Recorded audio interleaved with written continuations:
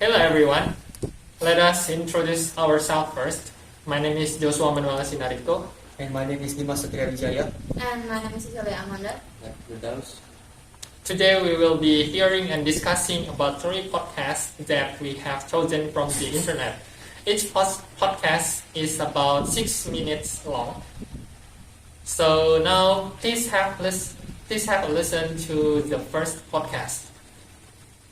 This is a download from BBC Learning English. To find out more, visit our website. 6 Minute English from bbclearningenglish.com. Hello, this is 6 Minute English from BBC Learning English. I'm Neil. And I'm Sam. English has many proverbs, short and well-known phrases giving a piece of useful advice or common sense. For example, the proverb, actions speak louder than words, means that what people do is more important than what they say. And the proverb, don't judge a book by its cover, advises people not to form opinions about people based on how they look. Proverbs are found in many cultures and languages and are often passed down through the generations to teach children lessons in life. One famous English proverb is, an apple a day keeps the doctor away. In other words, eating fresh fruit is good for you. But is it really true? Can eating an apple a day actually have significant health benefits? That's the question we'll be discussing in this programme, and as usual, we'll be learning some new vocabulary as well. But before that, I have a question for you, Sam. Most proverbs come from a place's history, and England has a long history of growing apples. Over the centuries, hundreds of different apple varieties have been grown in orchards up and down the country, some with quite unusual names. So, which of the following is the name of a real type of English apple? Is it A, a tailor's gold, B, a golden pippin, or C, a black Worcester? I don't know, but I think it's B, a golden pippin. OK, Sam, I'll reveal the answer later in the programme. But whatever the name of the apple, new scientific research is showing that there really are health benefits to eating apples, especially with the skins on. Apple skins are full of good stuff, fibre, vitamins and especially flavonoids, a chemical compound known to reduce blood pressure and improve brain and heart health. No wonder then that when Dr. Michael Mosley, presenter of BBC Radio 4 programme Just One Thing, wanted a snack to eat, he reached for an apple. It's early afternoon and I'm a bit peckish, so I'm about to grab a delicious snack that could improve my blood flow, boost my brain and trim my waistline.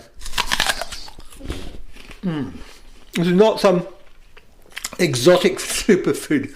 In fact, it's an apple. Dr. Mosley wanted something to eat because he was peckish, a little bit hungry. He wanted something healthy, but chose an apple instead of exotic superfoods like blueberries or a banana smoothie. If you call something exotic, you mean it's unusual and exciting, often because it comes from an unfamiliar place. Instead, he ate the least exotic fruit I can imagine, the humble apple. But Dr. Mosley thinks apples do have health benefits, and he lists them. Apples improve blood flow, boost the brain, and trim the waistline, a phrase which means to keep a healthy body weight with no extra fat. Yes, one reason apples are so good for us is that the skin is packed with flavonoids, which help people lose weight, and have even been linked to a longer life. But that's not all. It's the fact that there are so many different ways of cooking and eating apples which makes them one of the nation's favourite foods. Here's Dr. Mosley again, explaining how he likes to eat his apples to Just One Thing on BBC Sounds. What I love about apples is they are so versatile. I've been snacking on them, grating them into my porridge and having them sliced with full-fat yoghurt as a dessert. But baked apples are one of my favourite ways to consume them. It seems an apple a day really does keep the doctor away and also keep your heart, gut and even your waistline in good shape. Dr. Mosley eats apples in porridge, sliced with yoghurt and even baked in the oven. He describes them as versatile. things which can be used for many different purposes or in many different ways. What's more, cooking or baking apples doesn't damage those healthy flavonoids, so even the occasional apple crumble with custard can be good for you. Apple crumble and custard. I'm not so sure that's a way to get in good shape. A phrase meaning healthy or in good condition. But, Neil, it seems the old proverb is true. According to the science, an apple a day really does keep the doctor away. Right, it's time to reveal the answer to your question. Yes, I asked you about the strange-sounding names given to some varieties of English apple. And I said that a golden pippin was the name of a real apple. So was I right? Yes, you were. Golden pippin apples were first grown in Arundel, near the south coast of England, while the other two, Black Worcester and Taylor's Gold, are actually types of English pear. Right, let's recap the vocabulary we've learned from this programme, starting with proverb, a short sentence or expression giving some well-known traditional advice. If you're feeling peckish, you're slightly hungry. The adjective exotic describes something which is unusual and exciting, often because it comes from a faraway place. The phrase trim the waistline means to keep your body weight healthy with no extra fat around your waistline, the area of your body above the hips. Something which is versatile can be used for many purposes or in many different ways. And finally, if someone is in good shape, they're in a good state of health. Once again, our 6 minutes are up. Bye for now. Bye. 6 Minute English. From the BBC. Well, so now we have listened to the first podcast, and now it will be explained by Dimas. Okay, so this first podcast is about the health benefits of eating apples. The signal words in this podcast are the first one, that's the question we will be discussing on this program. That's the signal word for introduction of the main topic. The second signal words is an apple a day keeps the doctor away. In other words, fast food is good for you. It's for clarification. And the last signal words for the first podcast is, let's recap the vocabularies we've learned for this program. It's for conclusion. Are the signal words that can be found in this podcast. Well, so now let's move on to the next podcast. 6 Minute English. From bbclearningenglish.com. Hello, this is 6 Minute English from BBC Learning English. I'm Sam. And I'm Neil. Come on, Neil, let's make a start. I've got a deadline to meet today, and I haven't finished my work yet. Let me guess. It's because you delayed and put your work off until the last minute, as usual. You're a real procrastinator, Sam. Someone who keeps delaying things that need to be done. What can I say? I work better when a deadline is approaching. I see. But did you know that people who procrastinate have higher levels of stress and lower well-being? Procrastination is also linked with lower financial and career success, so there's a lot of reasons not to do it. In this programme, we're discussing procrastination, the act of delaying things that must be done until later, often because they're difficult, boring or unpleasant. And as usual, we'll be learning some new vocabulary along the way. So, without wasting any more time, I have a question for you, Sam. The fact that procrastinating or putting things off is bad for us doesn't stop people doing it. According to recent research by DePaul University in Chicago, what percentage of people procrastinate so much that it interferes with their day-to-day life? Is it A, 10%, B, 20%, or C, 30%? I'll guess that around 10% of people have a serious procrastination problem. Okay, Sam, we'll find out the answer later in the programme. Sam is certainly not alone in putting things off until the last minute. Here's Ella Al-Shamahi, presenter of BBC Radio 4's Why Do We Do That?, talking to comedian Ishan Akbar about his procrastination habit. Would you say, Ishan, that you're a procrastinator? I am a serial procrastinator, without a shadow of a doubt. Why do you think you procrastinate? Over the years, I've told myself that I procrastinate because I work better under pressure. That's what I've told myself. Ishan thinks that he is a procrastinator without a shadow of a doubt, a phrase which is used to emphasize that you are completely certain of something. Ishan also says that, like Sam, he works better under pressure, when he feels stressed or anxious because of having too much to do. But maybe also, like Sam, Ishan has a problem organising his workload and managing his time. Hang on, Neil. My time management skills are okay, thank you. With me, it's more of an emotional response. I see a mountain of work, feel threatened, and think, how on earth will I finish all that? What Sam says is supported by a theory of human evolution, which explains how putting things off is an emotional response. Back when we were living in caves, life was dangerous and short, and our ancestors were impulsive. They acted suddenly, on instinct, without thinking about the consequences of what they were doing. Back then, being impulsive was a good thing. But in modern life, with work goals and deadlines, when we are impulsive and get distracted, we procrastinate. So, rather than being a problem with time management, Sam should blame her caveman ancestors who acted on impulse.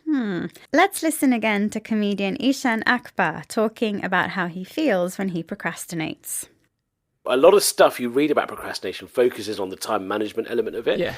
I've probably got a better sense that, for me, it seems very squarely around the emotional aspect of it. Perhaps I get more emotional gratification from doing it last minute. And I need to understand why I prefer that over the calm serenity of getting things done with oodles of time in my hands. In the same way that our ancestors felt good living on impulse, Ishan thinks he gets gratification, a feeling of pleasure and satisfaction, from doing things at the last minute. What he doesn't understand is why he prefers to work under pressure instead of finishing calmly with oodles or lots of time. Unlike Ishan, I'd rather finish my work feeling relaxed, but there never seems to be enough time. Well, breaking down the task into smaller stages also breaks down the level of threat you feel from your workload. Also, forgiving yourself for procrastinating in the past seems helpful in avoiding procrastinating in the future. So forgive yourself and start making changes, Sam, before you end up like the time wasters in my question. What percentage of people procrastinate so much that it interferes with day-to-day life? Well, I guessed it was 10%. Which was the wrong answer, I'm afraid. In fact, around 20% of us have a procrastination habit. So strong, it makes life difficult. Okay, let's recap the vocabulary we've learned from this program on procrastination. Delaying or putting off doing things until later, often because they're difficult, unpleasant, or boring. The phrase without a shadow of a doubt is used to emphasize that you are completely certain of something. If you're under pressure, you feel stressed or anxious because of having too much to do.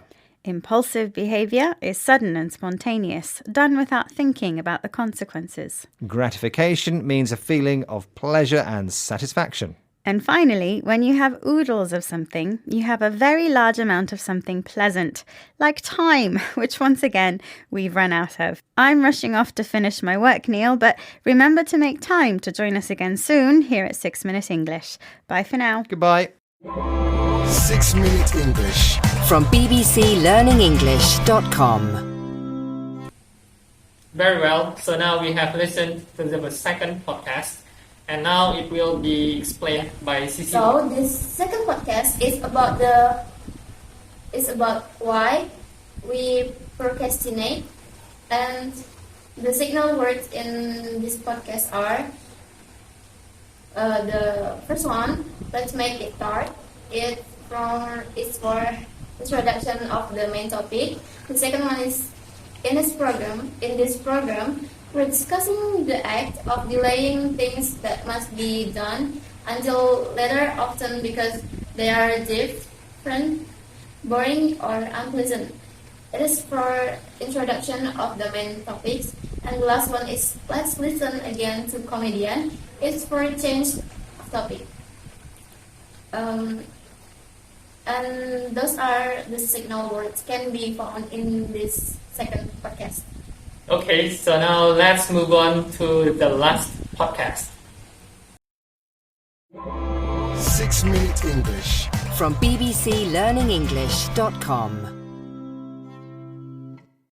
Hello, this is 6 Minute English from BBC Learning English. I'm Sam. And I'm Rob. When someone feels sad or in a bad mood, they often try to feel better by eating their favourite food. I usually go for a peanut butter sandwich myself. Do you have a favourite comfort food, Rob? Maybe a cream chocolate eclair. Comfort food is a type of emotional eating lots of food because we feel sad, not because we're hungry. But unfortunately, most comfort food is high in carbohydrates and sugar, and after a few minutes, it leaves us feeling even worse than before. Today, scientific research into the relationship between what we eat and how we feel is growing. In this programme, we'll be investigating the connection between our food and our mood.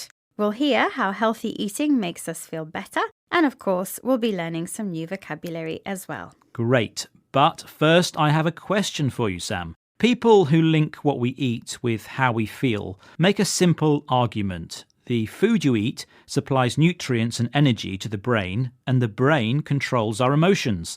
Now, that might sound simplistic, but the brain is a vital link in the connection between food and our mood.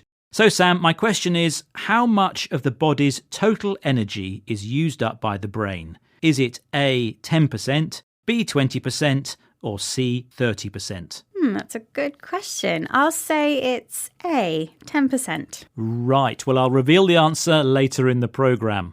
Emotional eating is often caused by feelings of depression, anxiety, or stress. Chef Danny Edwards, who has suffered with depression, works in one of the most stressful places imaginable, a busy restaurant kitchen. BBC World Service programme The Food Chain asked Danny about his eating habits at work. Actually, when you're working in a kitchen environment for long periods, your appetite can become suppressed because you sometimes don't want to eat or you don't feel like you can stop and eat and all of that. So it very often is grabbing something on the go, which obviously, as we know, is not great for us. So you go for something that's quick. So hence why a lot of chefs have quite a bad diet. Even though he's surrounded by food, Danny says that working under stress actually decreases his appetite, the feeling that you want to eat food. In a busy kitchen, there's no time for a sit-down meal, so Danny has to grab and go, take something quickly because he doesn't have much time, although he knows this isn't very healthy. So when even chefs have a difficult relationship with food, what about the rest of us?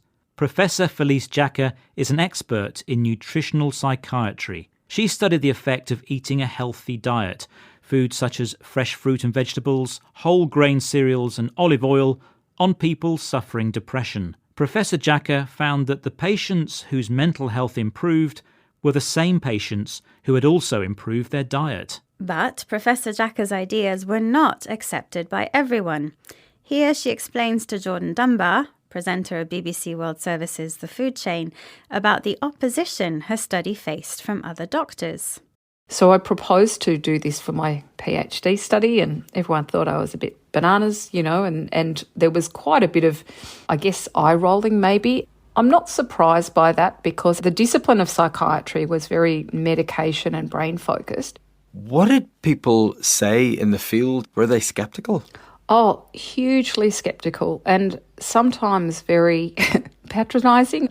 But this again comes from the fact that general practitioners, psychiatrists, medical specialists get almost no nutrition training through all those years of study.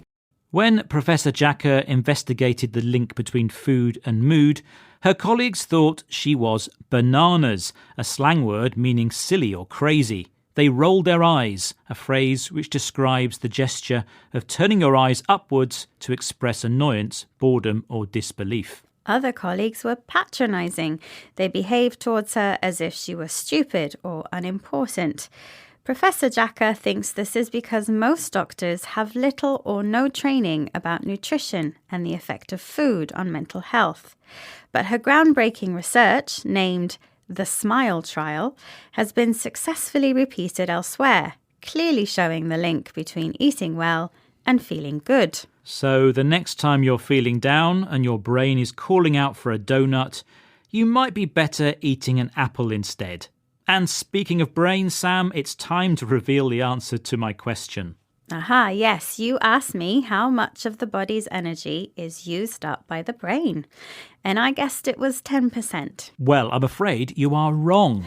In fact, around 20% of the body's energy goes to feeding the brain, even though it only makes up 2% of our total body weight. OK, let's recap the vocabulary we've learned from our discussion about emotional eating. That's eating too much food because of how you feel, not because you're hungry. Appetite is the desire to eat food. If you grab and go, you take something quickly because you don't have much time. Calling someone bananas is slang for silly or crazy. If you roll your eyes, you move your eyes upwards to show you feel annoyed, bored, or don't believe what someone is telling you. And finally, if someone is patronizing you, they speak or behave towards you as if you were stupid or unimportant. That's the end of our program. Don't forget to join us again soon for more topical discussion and useful vocabulary here at 6 Minute English. Bye, everyone. Bye-bye. 6 Minute English from the BBC. Okay, so we've just finished listening to the last podcast, and now it will be explained by Zaki. So, this last podcast is about food and mood. And the signal word in this podcast are 1. In this program, we will be investigating between the relation of food and mood, the production of the main topic. 2. How much of the body total energy is used by the brain? Rhetorical question. And 3. It's time to reveal the answer to my question. Conclusion. And those are the signal words in this podcast. Thank you. Okay, that's all the explanations by our group about the podcast that we have chosen. So thank you for your attention and have a nice day. Bye-bye.